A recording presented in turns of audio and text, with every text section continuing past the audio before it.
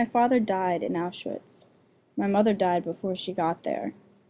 I survived Auschwitz, laboring day in and day out, watching my fellow Jewish men get tortured until they literally could not stand on their own.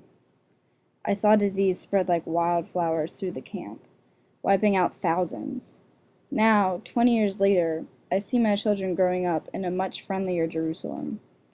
Yet still, I see my wife constantly in fear of her life as a Jew, even now, this many years after the war.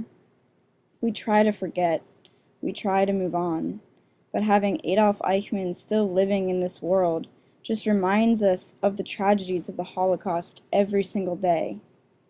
I was reading the news this morning as I sipped on my black coffee that my wife Anna had made for me, and there he was.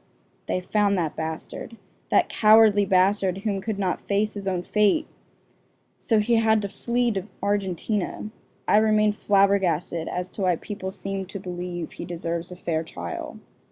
And he's being questioned by a Jewish man himself.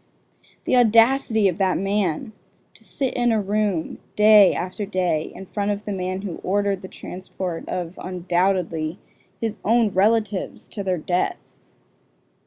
My impulsiveness took the best of me as I was passing the place of his imprisonment.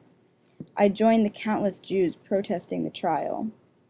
The guards could hardly hold the crowd behind the fences as we screamed angrily at Avner Less, Eichmann's interrogator. Although I had some sympathy for the man, I couldn't stand the thought of a Jew aiding Eichmann in getting his fair trial. A traitor he is! Les looked defeated, walking to his car, and pushed through the mob bravely. Traitor! I heard this word coming from all directions. The protesters were showing no signs of mercy.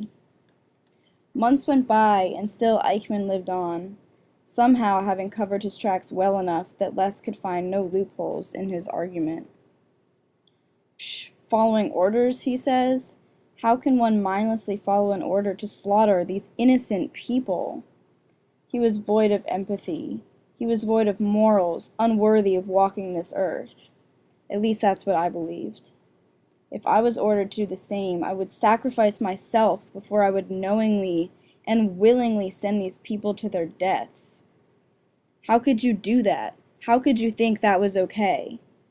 My children came home from school one day and asked me if the bad man was gone yet.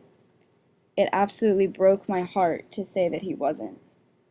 Finally, after what seemed like an eternity, Les found the hole in Eichmann's argument. He had originally been ordered by Heinrich Himmler, an SS military commander, to plan for the transport of thousands of Jews and Gypsies by foot out of Germany. After Himmler canceled the order, Eichmann carried out the transport, therefore defying Himmler's orders. His argument that he did not directly kill anyone, that he was merely doing as he was told by his superiors, had fallen apart. Justice had finally been served.